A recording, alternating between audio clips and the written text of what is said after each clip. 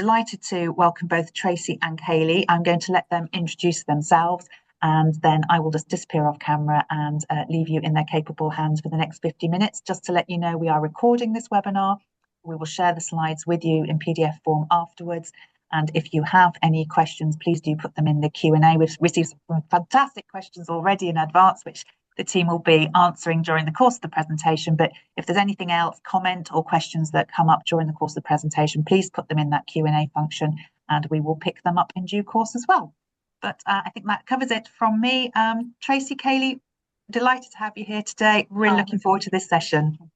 Perfect. Thank you, Helen, for your wonderful support and for the wonderful introduction.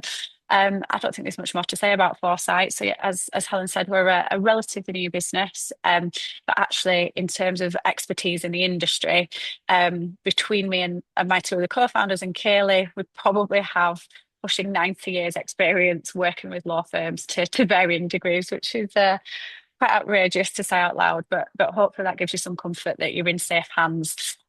Kaylee's going to be leading on this. She has much more technical expertise and will be able to answer some of the very specific questions that were raised. But yes, thank you ever so much for the opportunity. I will be here and I will be co-hosting, but I will hand you over to the wonderful Kaylee for her introduction. Hey everyone, so hi, I'm Kaylee Smale. As Tracy alluded, we do have quite a lot of industry expertise. I am the head of compliance for Forsyte, but I also run my own business, Smale Compliance, helping law firms with their compliance needs. I have kind of a little bit of a different approach to most people because, you know, a lot of people say how boring AML and compliance is. I try and make that fun. Self-confessed AML geek for those of you who know me. So I'm really excited. I know most people wouldn't say that, but I am really excited to be talking about risk assessments with you today. And I think, you know, with everything that's going on with the SRA, you know, potentially moving over to the FCA in terms of regulation, there's people are panicking a little bit. Again, don't need to panic. Try not to panic. You know, we'll people like us will be out there to help you when that does happen. But I think what's really important is that we all follow the money laundering regulations, and we need to make sure that we're still doing that and we're still staying compliant. And one of the things that I'm discussing quite a lot with law firms at the moment are risk assessments, be that their firm-wide risk assessment, their client or their matter risk assessments. It seems like it's quite a project at the moment. I think one of the difficulties that law firms have is that when the 2017 regulations came out, we already had a process where we had to have policies and procedures, and then all of a sudden we had to have this firm-wide risk assessment. And actually, your firm-wide risk assessment should tell you what your policies and procedures should be, because we're looking at the risk of the firm. Everyone had to do that retrospectively, and it was quite difficult, and there was this mad panic just to have a risk assessment.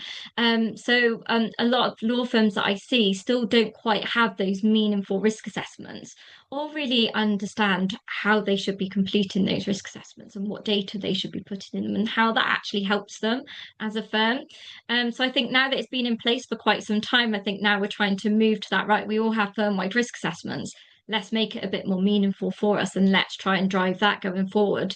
And so I'm going to talk to you a little bit about, you know, risk assessments. So I try and talk about it as a bit of a flow. Obviously, we have to have a B theme because we're Forsyte, and that's what we're known for. So I've done this honeycomb type flow. So everything starts with the UK's National Risk Assessment.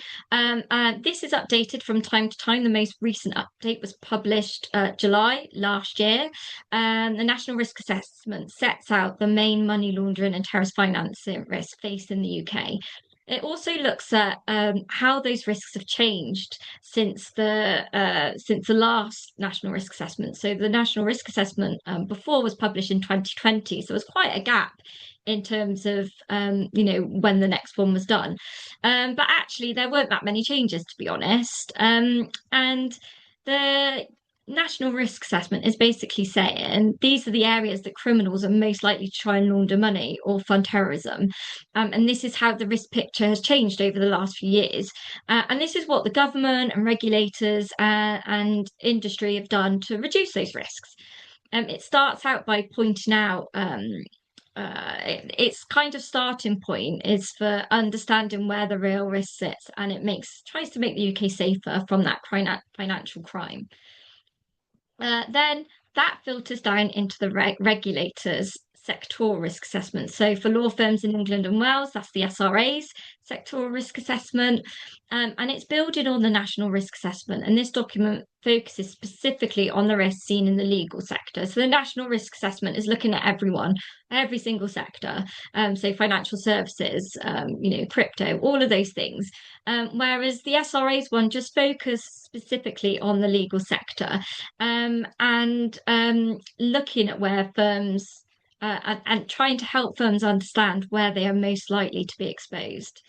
AML in the UK is fundamentally risk-based. Obviously, our lawyers hate that.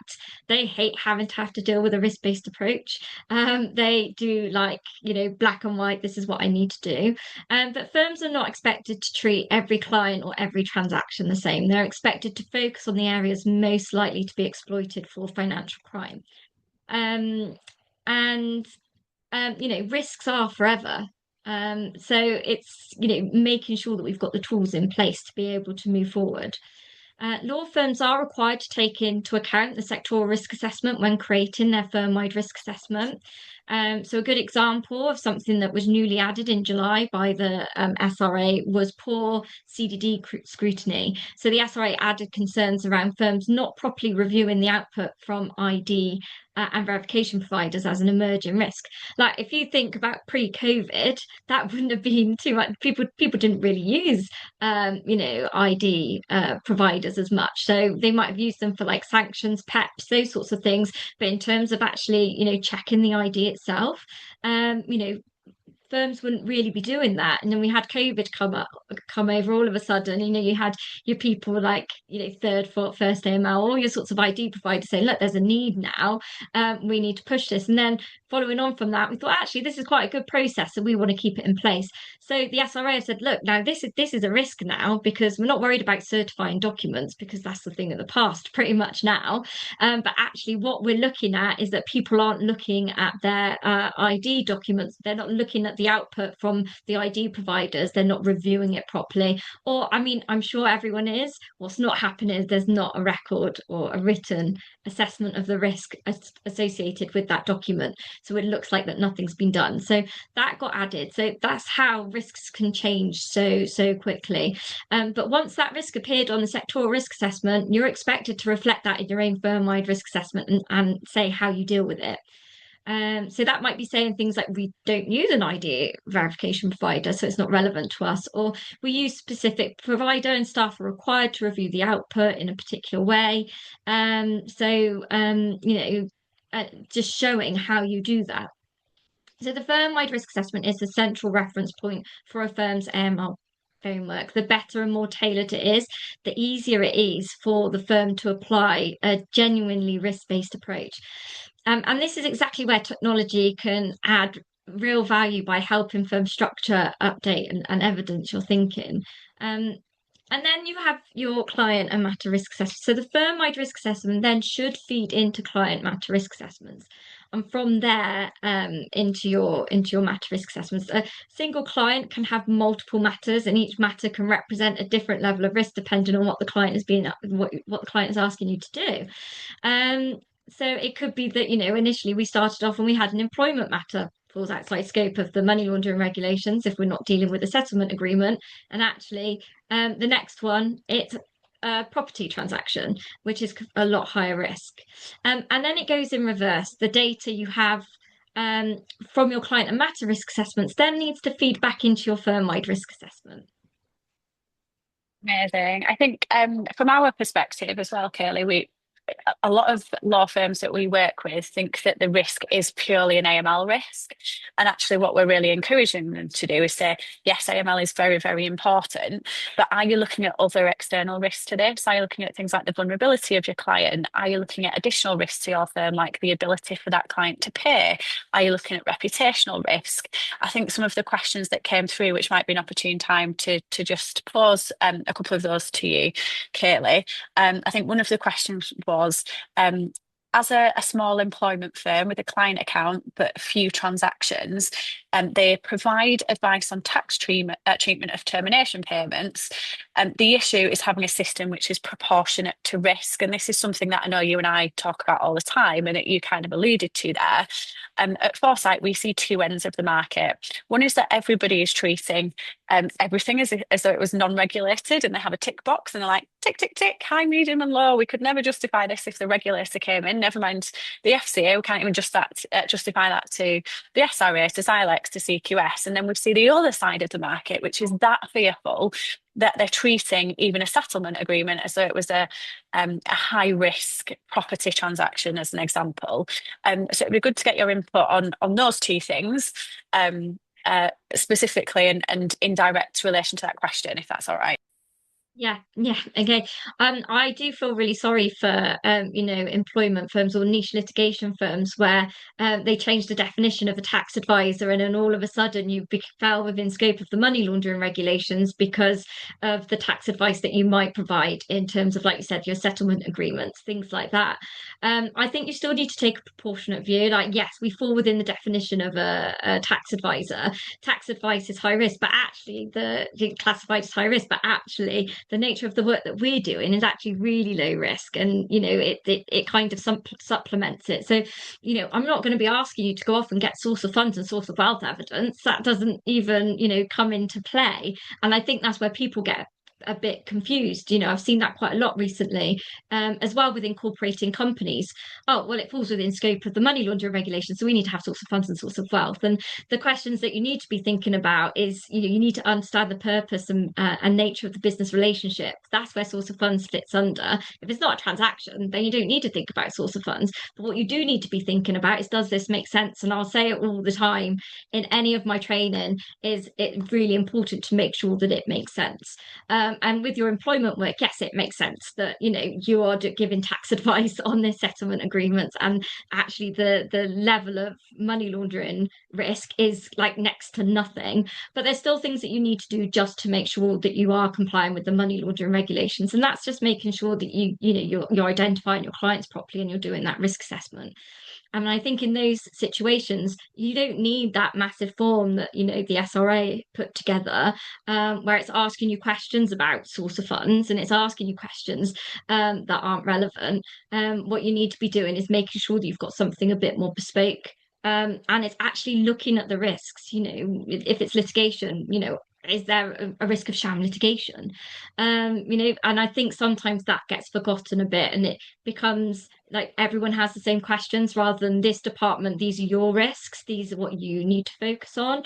And risk assessment, these are I'm sorry, and then like you have another department, these are your risks, these are your red flags, these are the things that you need to look out for. And I think obviously working with Forsyte, it's like, we did actually have an employment, we were onboarding an employment law firm quite recently, and it just makes it so much easier then for them to be able to pick up and really focus on what they need to be looking at. I agree with you as well in terms of not just looking at AML risk. It's not just AML risk. And I always shout out, and I know he'll hate me for doing this, but I worked with Balker Baines previously. I was AML, he was regulatory, and he used to always nag at me about, if you're doing a risk assessment, please can you make sure that the regulatory risks are in there as well. Things like, have you done a conflict check, like you said before, is there vulnerability? Sometimes people are looking at the level of the transaction because there could be a money laundering risk, but actually there could be a risk if it goes above your insurance. So there's all these things as well that to the side that you need to be thinking about when you're opening your matter. It's not just about AML risks. There are other risks, like you said, reputational risks, that you need to think about when you are taking on a new matter. I think that was one of the other questions, actually, Kaylee, was what are the most common legal risks organisations believe they're managing in well, but in practice tend to underestimate? And in my view, that is one of the things that they do. They think, well, this is purely an anti-money laundering risk. So because it falls out of scope, or because it's a transaction, then there's not other risk to us as a business. And we talk about this all the time, that actually there's much wider risks actually probably much more pertinent risk to you as a law firm than actually somebody trying to launder money through your business. So from my perspective, I would say look at the bigger picture here. It might not be sham litigation, it might not be anti-money laundering, but is there another risk that poses? The other thing from my perspective that we see a lot is that law firms don't really have a great hold on where risk lies in their practice. So they'll get down to PII renewal, or they'll have an independent audit, and suddenly all of their processes are like hammered down and nailed down and told that this is the way to do things. But it's at a point in time. And as you said, Kaylee, the firm-wide risk assessment should actually be the thing that's dictating your policies and your procedures on an ongoing basis. We don't see that very frequently. We see a mild panic around September or March when it's PII renewal time, and suddenly they know how many high, medium, and low risk matters in the departments that they reside in. But how can that actually then be feeding your policies and procedures if you have to go and find that information from somewhere? So I'd be keen to get your view on that as well. Yeah, I think the data piece is really key here as well. I think you just mentioned about like how many like high risk matters, how many low risk matters. I think that's what firms really struggle with, is really assessing the risks of their firm. So I'll go in and I'll say like, look, for your firm-wide risk assessment, I want to understand the firm as a whole, all of your risks. Like how many PEPs have you got? How many are domestic? How many are non-domestic? How many matters do those PEPs have? I think that sometimes is just not thought about. Oh, well, we've got 5 PEPs, so we're okay. You've got 5 PEPs, 3 of them are non-domestic, and they have like 300 matters each. That's quite risky. It's quite interesting as well, isn't it? Because there's a lot of disjointed data. So we have seen tech in this space and some fantastic tech over the last 10 years, but the regulatory landscape's changed so rapidly in that time. As you said, there's some great solutions in terms of ID providers, in terms of source of funds, open banking, but just dumping a load of data on a fee earner doesn't necessarily make that process easier. So Kaylee, I know you love it when there's an update to CPI or FAFA data and you're first to announce it to the market, but that's a good example. So you might get an identity check from your ID provider and it might say, well, this person's in Turkey. You've got a lot of Turkish dentistry clients and it's actually moved up the CPI list, but do you actually know what that means? And are you marrying that data together? Because most firms that I speak to would have a separate Excel spreadsheet somewhere to deal with things like, here's our PEP registry, here's our list of international clients that we have, and there's no joined up approach to saying, this is the data, this is what it means, and this is the clients that it impacts. So keen to get your view on that as well. Yeah, no, I completely agree with you, Tracy. And some of the issues that I see as well, that okay, we've identified a PEP, and this client is a PEP, but there's nowhere on, say, the case management system, that actually screams at you when you're opening a new matter, maybe in a different department, this is a PEP.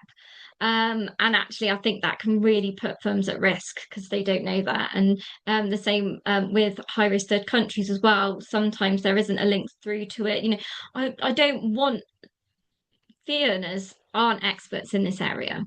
Right, they're there to do a particular job. Yes, this is important, but we can't expect them to remember every single country that's on the high risk third country list. We need to be helping. We need to be, guiding them through the risk assessment, to be able to help them get to the answers that they need. Like really making them think about it, rather than, like you said, it's like that tick tick tick tick. And actually, sometimes they know how to get a form through, so they'll know which boxes they have to tick yes to or a no to be able to get it through. I've even seen people that have ticked, oh yeah, this is a PEP. And actually it's not. I've gone, well, I'm doing this file review. They're not, I don't think they are actually a PEP. But no one picked this up and no one raised this as an issue at the time, even though they'd selected, yes, this is a PEP.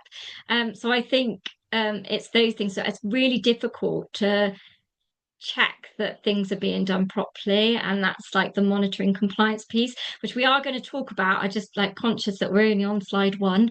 Let's So move on, probably I probably should move on. We've got a few more to get through, but they are really, really great discussion points, which I much prefer to have a lovely conversation about. Talking about compliance for, and we've spoke. To be honest, we've probably dealt with this already because the firm-wide risk assessment is your starting point, and you're looking at specific points, which you will all have, I would have thought, a heading for each of these. So you're looking at your client risk, and you need to think about the types of client that you act for. This includes things like demographics, whether you act for politically exposed persons or their family members, and whether a certain client profiles carry more risk for their business. So it could be, cash rich businesses. It could be that they're working in an area of tech that's like quite new. It could be that they're crypto. Any of those sorts of things. Does this make it high risk? Is it in any of those high risk sectors as well, that we need to be thinking about? And you need to think about geographic risk. So you need to consider where you operate, where your clients are connected. Some people are just, it's UK only, or it could involve the EU. But it could be that there are high risk third countries or clients whose wealth or income comes from overseas. So it could be that they've got a business operating overseas. It's really important to really understand all those things.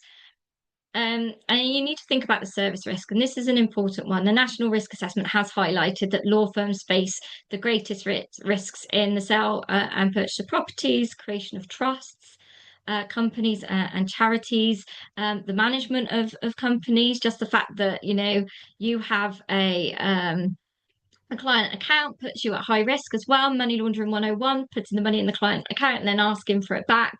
And then it looks clean and then they can lie about what it was for.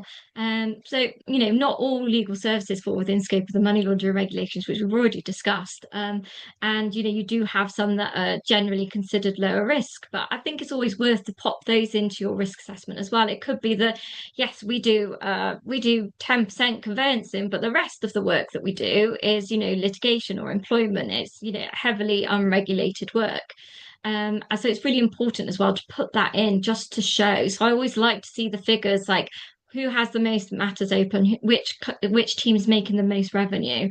Actually, as a firm, do you actually have that much regulated work that you are really risky? Or, we do a bit of high risk work, but it's quite minimal. So, and we do have the controls in place to mitigate those risks.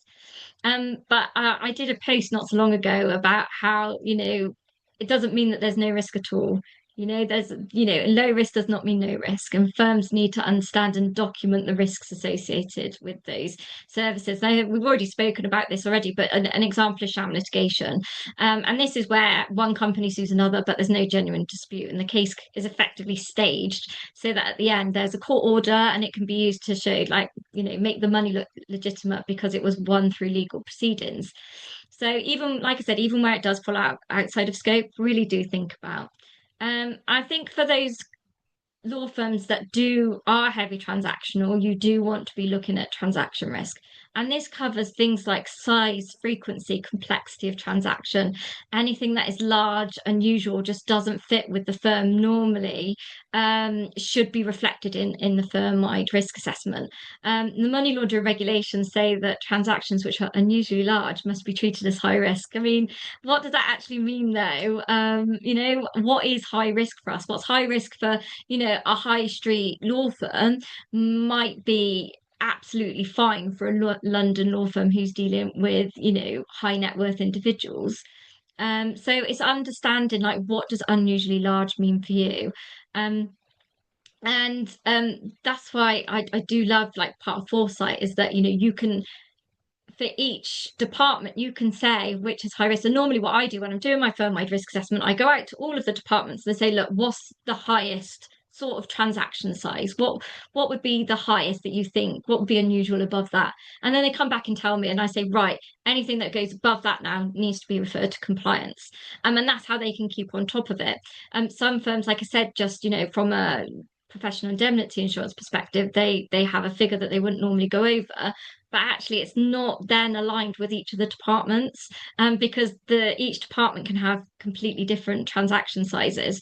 So I think that's a really good example to use, and using technology to help you do that means, again, they don't have to think about it, because that's then, like, every time they have to remember, or they have to have a separate form, just saying, whoop, this is over, someone flashing lights at you, oh, you need to make sure that this goes to someone else before you proceed, is really, really helpful. Does always, a lot of this is coming back to that proportionality, isn't it? And it's like the SRA suggesting that all conveyancing matters should be high risk, and we argue actually it's totally based on your own firm's risk appetite. First of all, if you do high street work, and all you do is conveyancing and you do it very well and you've got very robust processes, it doesn't necessarily mean that's high risk to you as a practice. If you're a family law firm and somebody's asking you to purchase a house on their behalf, then that's a very different thing.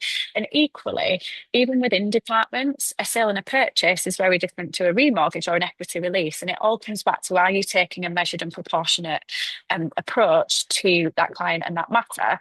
And are your fee earners aware of how your firm-wide risk assessment translates into what they should be doing for that type of work? And we talk about the policy gap all the time, and that you could have an amazing firm-wide risk policy, but are you aware and are your fee earners aware of how that translates? So again, using property as an example, you might say that your CULP, your COFA, your MLRO should know about every property transaction above £1 million. In reality, your fee earners are probably just getting really excited at a £2 million property and thinking, amazing, we've got double the whip on this, or we've got double the fixed fee, and that never gets escalated, and that information is never disseminated in the firm. So it's about having controls and procedures in place to actually know, not necessarily to say we don't want to take on this work, but to take a measured and proportionate view. So is this a risk? Is it not a risk? And are we happy with that based in line with our own policies, I think. Also, is our risk profile changing now? If we are taking on a lot more of that work, is it changing now? Do we need to have more processes in place? Do we need to change the way that we're doing things? Because actually the work that we're doing now has changed slightly. And that's why, having that annual review and having that annual checkup is actually quite good. Going out to your fee earners, I know people that, will sit and have meetings with them. Some people do questionnaires, but just going out and speaking to the teams and finding out, is everything actually the same from last year, or have things changed? And I think that's really important as well. And without that data, it's really difficult to really keep on top of that. Because I think as soon as it starts to change, you need to be thinking about it. That annual review is great, but if you could have someone telling you in the background, oh, we've noticed this is becoming a bit more, we get more matters over here doing this, which is obviously making us a bit riskier, and you probably want to have a look at this. And it means that they've got overall oversight then as well, which I think is really important. And that monitoring compliance piece, the SRA made it very clear in their COFA conference that they are going to be looking into that more. So they're not, yes, you've got great policies and procedures, but I want to know, are they being followed? And that's going to be their next step, and that's what they're going to be looking at. So it's really important that your policies reflect actually work for your fee earners as well. I think one of the questions, just whilst we're on this topic, Kaylee, from the audience was, how often should risk assessments realistically be reviewed or refreshed to remain compliant? And what triggers should prompt an immediate reassessment? I'll hand over to you, but again, we're coming back to proportionality here. Is it proportionate for the sort of work that you're doing? But I'm sure you'll have a much nicer, more technical response to that than I. No, not at all. Well, I think there's you've got lots of different risk assessments that you're thinking about here. So you've got your firm-wide risk assessment that needs to be at least annually. I'm sorry, but I think there's no way you could get away with leaving it any longer than that. So you need to be looking at that. And I think if anything changes in the course of the year, say you add a new department, you get a new fee earner, and you set up a new department or anything like that, you need to consider the risks and you need to be updating it throughout. When you're looking at your client and your matter risk assessment, you need to be thinking about, so in terms of your client risk assessment, I've been working with a firm, and I noticed that they have this policy where ID needs to be updated after 2 years. So they went back to the client and said ID needs to be updated, and they just gave them the same passport that we already had on file.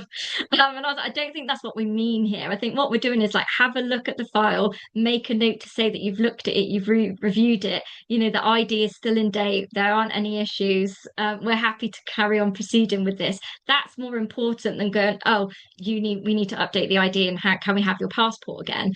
When it comes to the matter risk assessment, I think what people forget, and I see quite a lot, is that it's done at the start and then it's just forgotten about. So I think it's really important having, like you said, someone said, triggers throughout the course of the matter to be able to make sure you go back to it. And I think in conveyancing, that's quite easy. It can get a bit trickier for other departments, but in conveyancing, I would always say you have that initial conversation with the client. You're quite happy, I'm happy to let them come through. I'm happy that nothing sounds dodgy at the moment, so we're going to open the matter. And then you get your client due diligence through. Maybe you want to be looking at it again. Does everything make sense? Is that the person that I spoke to? Does the ID match up? Are there any PEP sanctions? Those sorts of issues. And then you want to be looking again when your source of funds comes in, and your source of wealth evidence, because that normally doesn't come in at the start. And this is the information that is going to really help you spot if there's anything dodgy going on or any sort of money laundering.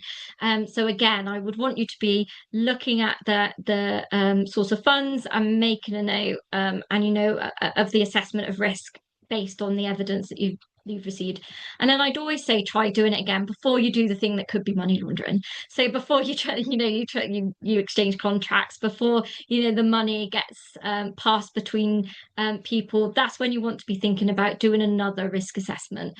And some firms, what they do is that they have it on their requisition to account. So did an audit with a firm recently, and in that requisition, before the funds go over, the fee owners have to tick a box confirming that they are happy with the AML risk and that there's no issue. I think what I see on a lot of for a lot of firms, it's not just one, it's pretty much a lot of firms. I've seen one that had a really, really good risk assessment recently, in terms of their source of funds, but I see the evidence on the file, but I don't see that anyone's looked at it. I can't see that anyone's reviewed it and that anyone's said, no, I'm happy with the risk here. I know that they've done it. They wouldn't have proceeded without doing it. But then that can become a bit of an issue. And what this all does as well, not only are you, assessing the risk throughout the matter, you're also evidencing your ongoing monitoring. So it's like, it's a win-win situation if you're making sure that you do that, but trying to have those triggers in place, trying to maybe have it form part of your workflow, things that I don't normally see. They've got this lovely workflow that's taken them through a process, but actually let's stick one in there to say, oh, can you think about AML risk, and can you just write a note to say that you've had a look at the file and that you're still happy with everything. So it is a really tricky one, and it is one that firms do still really, really struggle with. And I think technology again is going to be really key to helping people with those triggers and reminding staff what they need to do and when they need to do it. Okay, so I wanted to pop this one in. I know me and Tracy laugh every time we see this picture, but don't forget about proliferation financing. So I see this quite a lot. So you do have to have a risk assessment for proliferation financing. You can include that in your AML risk assessment, but it needs to be clear. And you need to be making sure that you're doing the same sort of checks as you would for when you're doing your AML risk assessment. The jurisdictions, the types of clients, all of those things that you do for your firm-wide risk assessment, you need to make sure that you're doing that for proliferation financing again. So proliferation financing is funds or goods that could end up helping to manufacture or distribute chemical, biological, radiological, or nuclear weapons. So this isn't just about terrorists. It could involve companies, organizations, or even countries, and law firms need to assess the risk. And like with any other risk, it is about context. And the SRA have said that law firms are generally low risk for proliferation financing, but there are some naturally higher risks to think about. So trade finance, commercial contracts, manufacturing of dual-use goods, commodities, shipping, military, all of those sorts of things need to be thought about. So dual-use goods are a tricky one for law firms. These are goods that have domestic use as well as being able to build weapons of mass destruction. So, for example, fertilizer can be used to make bombs, and chlorine can be used as a choking agent. I have lots of clients. I have lots of farming clients. So it just needs to be taken into account, and just to show that you have thought about it and you still feel that the risk is low. Geography matters here too. So Iran and North Korea, they're obvious examples. I'm sure none of you have clients in North Korea, but it's also to watch out jurisdictions with documented activity, like Syria or Russia, and any borders. Again, that can be really tricky to keep on top of. So I'm just trying to whiz through some of this. So assessing AML risk, and we've spoken about this already. You've got your high, medium, and low risk kind of boxes that you put yourself in, and then they kind of slot into enhanced, standard, and simplified. So it's a really important it is really important. We've said this already, like CDD is not a one size fits all, and it's something that firms shouldn't be doing once and then forgetting about it. And we already said about how, the first matter is assessed as medium doesn't mean that the next matter will automatically look the same. So it's really important to be making sure that we're doing like a risk assessment is completed on every single matter that you take on. Because it's not just about who the client is, it's about the client and the work being carried out at that moment. And, risk moves, it doesn't stay static across an entire client relationship. And this is where when you've got a full service firm, they can use that to try and, hide or deflect, or even, they'll give you a few vanilla cases to begin with, criminals will, and then they'll, once they've got their foot through the door, they'll try and start filtering some of that dodgy money through. So if firms rely on an old risk rated and simply roll it forward, then you can really easily end up applying the wrong level of CDD. And that's where matter risk assessments are really important. You need to just stop and think like, whoa, has anything changed here?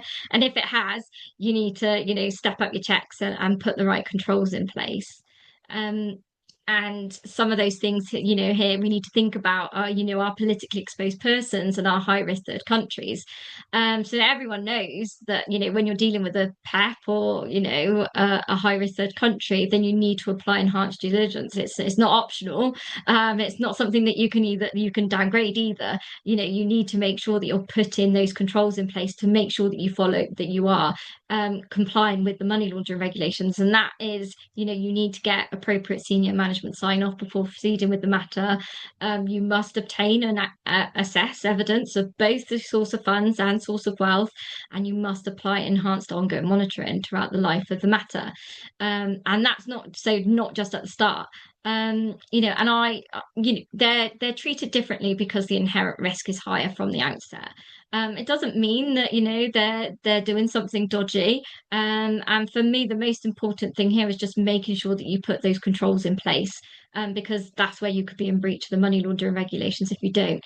And if you don't know that your client's a PEP, then you're not going to put those controls in place. And that's where there's going to be a bit of an issue. And, anyone that's listened to my training before, there have been law firms who have, ultimately gone bust because, reputational damage, the fact that they had to pay a massive fine because they acted for a PEP and they didn't put the controls in place because they didn't know they were a PEP. So these sorts of things are quite important.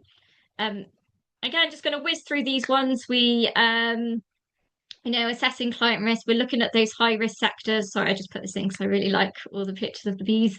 I did some training recently. But you're thinking about your high risk sectors. So it's really important, that you're guiding staff through so they know what sorts of sectors are higher risk. So, you've got your military, your gas and oil, your property, casinos, mining, art, Bitcoin, tobacco, arms. I'm trying to think what the others are. I make people guess these normally. But you just need to be making sure that, and there are many, many more, but just try and make sure that, that firms are aware of this. Do you actually have any clients in these sectors? And if so, make sure that the departments understand that they are higher risk and that they do need to implement a higher level of client due diligence. And you need to think about your cash intensive businesses as well. Do you have any of those?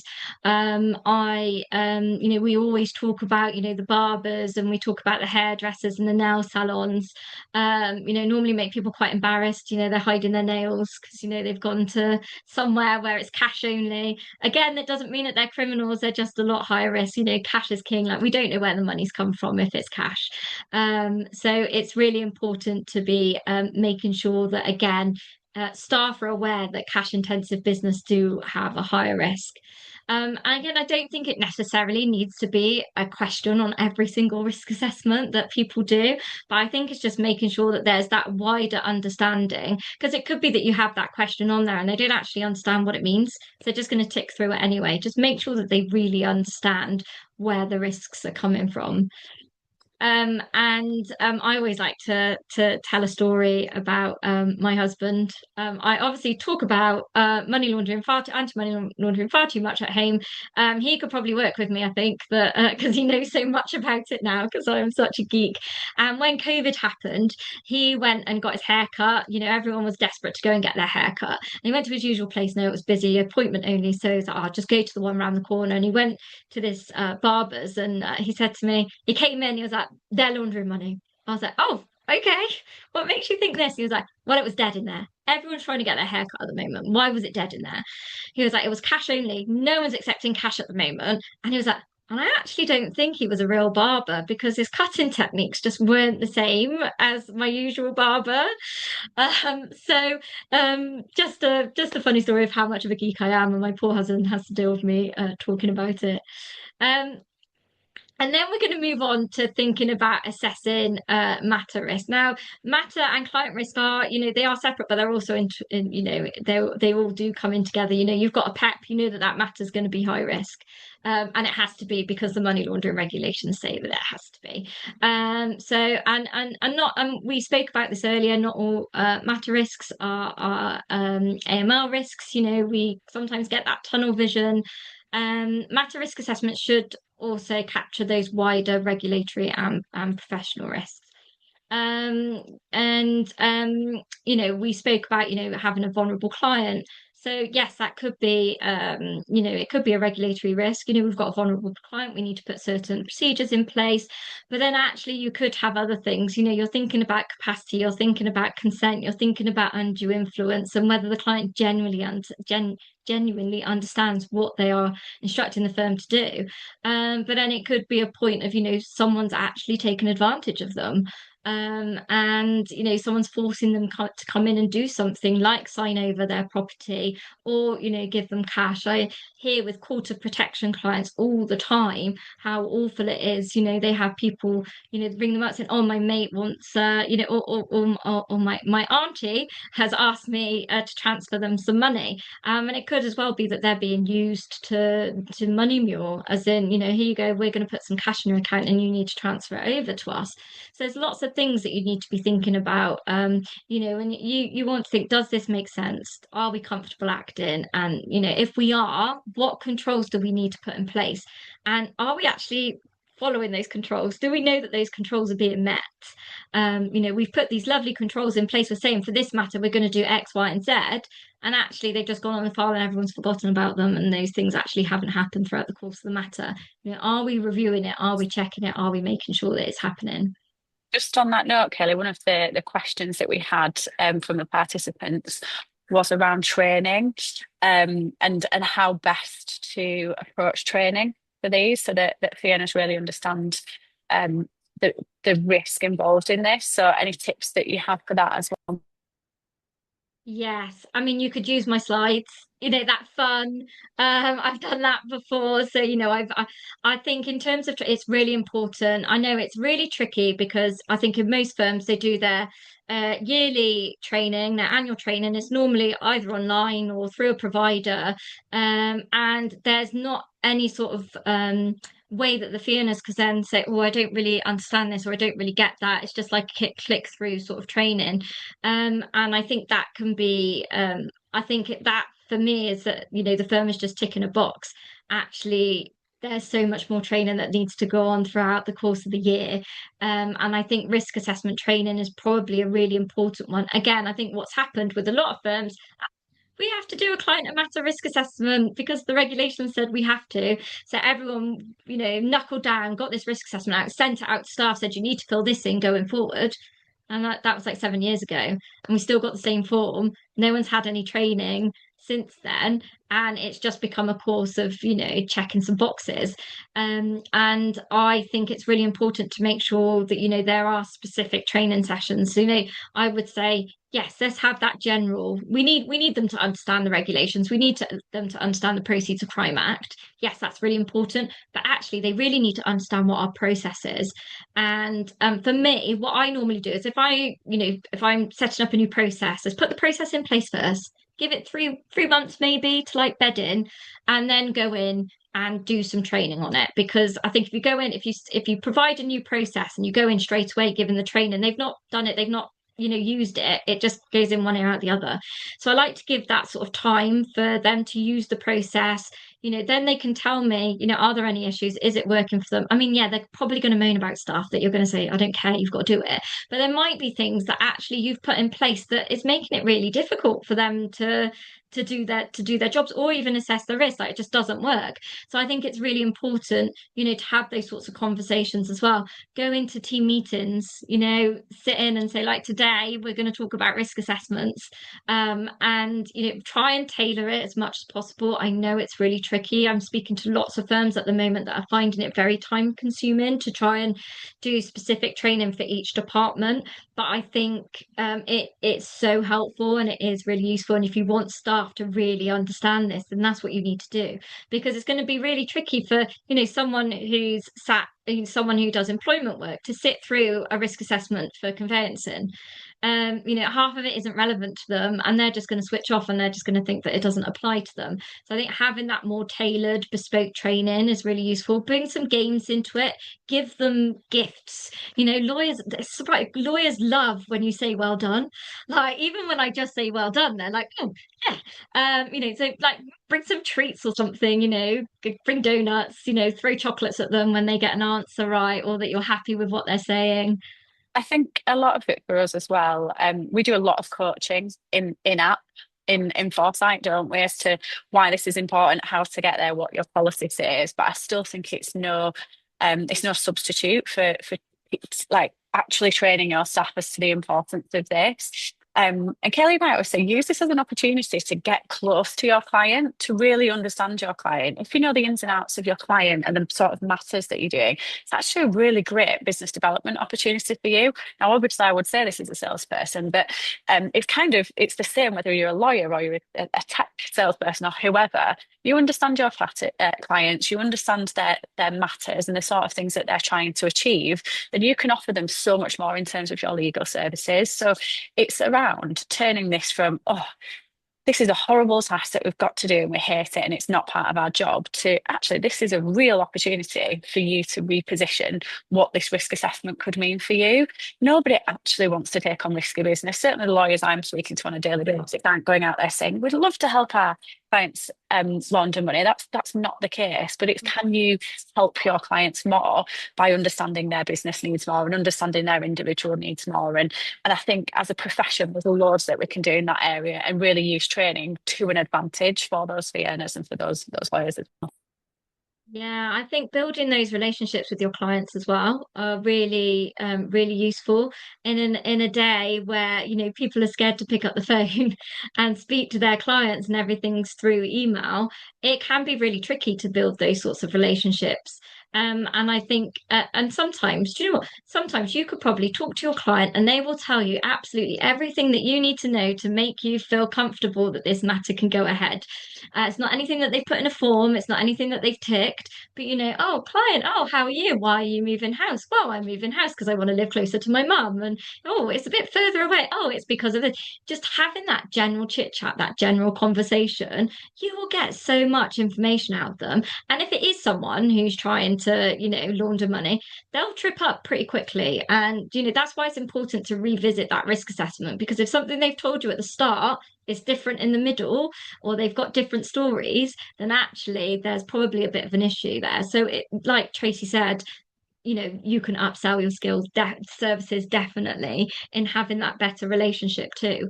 So it's not just about AML. We've already discussed this quite a lot, I think, in terms of assessing matter risk beyond AML and looking at those other risks. So I won't go into it anymore, but it's just a reminder to think about those other risks. Right. Now, when we talk about spotting red flags in law firms, it is trickier than in a bank. So I think banks see hundreds of standard transactions every day. They have central monitoring systems. You have unusual patterns often jump out at them straight away. Law firms, not so much. Legal work is bespoke, complex, it's client specific. The risk just isn't in moving the money, it's what the client is actually asking you to do. Clients might be setting up companies, transferring funds, or instructing work that seems perfectly normal, but behind the scenes there could be sham litigation, there could be layered ownership. And again, it's all about that context. That's why spotting red flags matters so much, and catching something early means the firm can manage the risk. Because you miss one, and then that there's serious consequences. But again, like I said, like fee earners can't be expected to remember every nuance in AML risk while juggling their day-to-day work.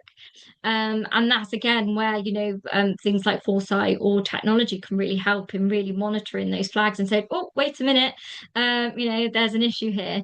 So it's definitely worth thinking about. I see lots of policies with all the red flags from the LSAG, the Legal Sector Affinity Group Guidance, just thrown in at the end of the policy.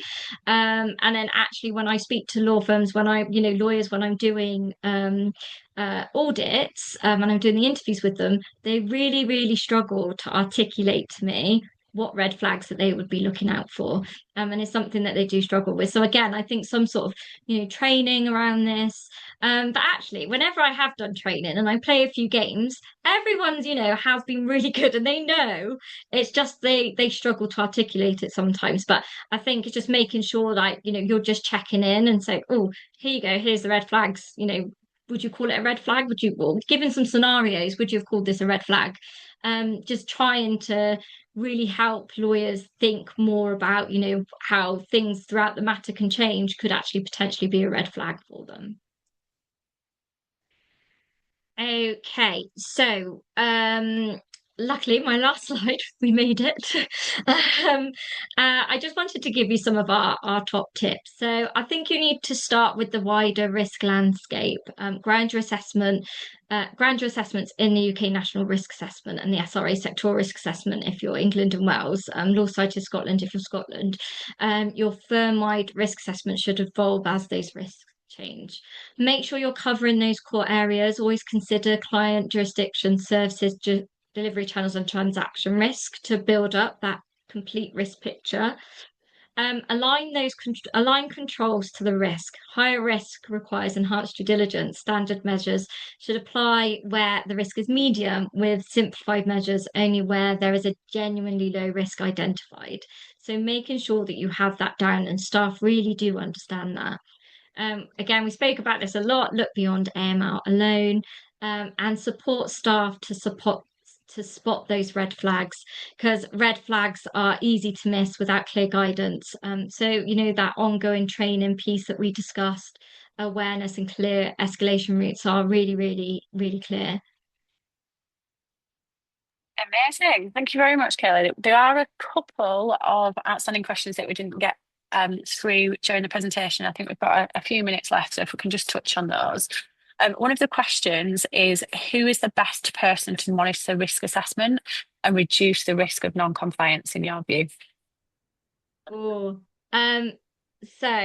for me, I feel that the fee earner with conduct of the matter is the best person placed to actually assess that risk. I don't really think you can outsource it to anyone else, because no one else is talking to the client, no one else is dealing with the day-to-day. It'd be really tricky for a third party to come in, say someone in the compliance team, to really understand what risks are happening with the matter, because they've not been dealing with the day-to-day. They can only see what's on the file. So like I said, it could be, the Fiona was told something at the start, and then halfway through the matter that's changed for whatever reason. They need to be like, their little spidey senses need to be pricking up and saying, oh, that's different to what you told me before. Okay. Why is this the case? Someone coming in wouldn't know that, and they wouldn't see that. So for me, I think it's really important to keep that with the fee earner, and the fee earner does need to be signing off any sort of assessment of risk throughout the course of the matter. Just a couple more questions. People like, they don't have to do it by themselves. You can help that. You could, like I said, you need to do that, like push, like, oh, is everything all right? But no, ultimately they're going to be the ones that are going to know if there's any sort of issue. This might require an email follow-up after the event, but what are the risk flags that can be removed for legal aid? And is there a precedent as to what is best practice generally for legal aid firms? Well, I think this is a really tricky question. I'll be honest. I think it's a really tricky It was, question. I've left it to last. I thought it was the trickiest. There's one more Yeah, question I after know. Do you know when you're like, oh, where's Jane when you need her? this. So, oh, right. One of the We can co-founders, follow up. Jane, she actually We can follow up. she worked, yeah, but she worked in legal aid for a very long time. But she has, I was working on a client of Foresight's not so long ago who did a lot of legal aid work, and it was things like, you're not looking that there's not an AML risk here. You're looking at that regulatory sort of risk, that vulnerability risk. A lot of the time when it comes with legal aid, or the risk of like, have we submitted all the forms right? Oh, Vulnerability, is there like a flee risk from a certain party in a divorce matter, all those kind of things. But exactly that, but also the risks to staff. So something that I saw that I yeah, hadn't really thought about was, is there violence involved? Is there a risk to staff because of this matter? Not just, the people that are involved, but also thinking about, will they get legal aid? Before, yeah. have all the right forms been submitted? So it's all of those sorts of things that you can think about. But again, yes, we can get Jane. Jane is very good at this, and Jane would be the best person So yeah, to follow up on that Jane one. is one of the Forsyte co-founders, but she's an ex-legal aid lawyer, so we will give a written response to that one. I thought that one might be tricky. And 30 seconds, very quickly. I think one of the questions was, what is Foresight's differentiator? So the differentiator for us in the market, that we're not just a form, so we're proactively highlighting and preventing risk at the point of it happening. So we're taking data from wherever data exists and letting you know about that. What I mean by that is you're not relying on a fee earner retrospectively filling in a form and telling you that they think that's a risk. The other thing is that we link that directly to your policy. So we put in very secure and safe guardrails, and things are escalated when they need to be. Very, very deeply integrated with what your current tech stack is. We're not just a point in time, so we will do a full client matter risk assessment throughout the life cycle of that transaction. And the final thing, which is probably of most benefit to most law firms, rather than just throwing people at the problem, we actually coach your users based on your own policy to think about why and what and how to evidence client and matter risk without you just exponentially growing your compliance team or fielding lots and lots of calls. We have 60 seconds over. Thank you to everyone that made the call. I will hand over quickly to Helen briefly. And yeah, thanks ever so much for everybody's time. Thank you, everyone.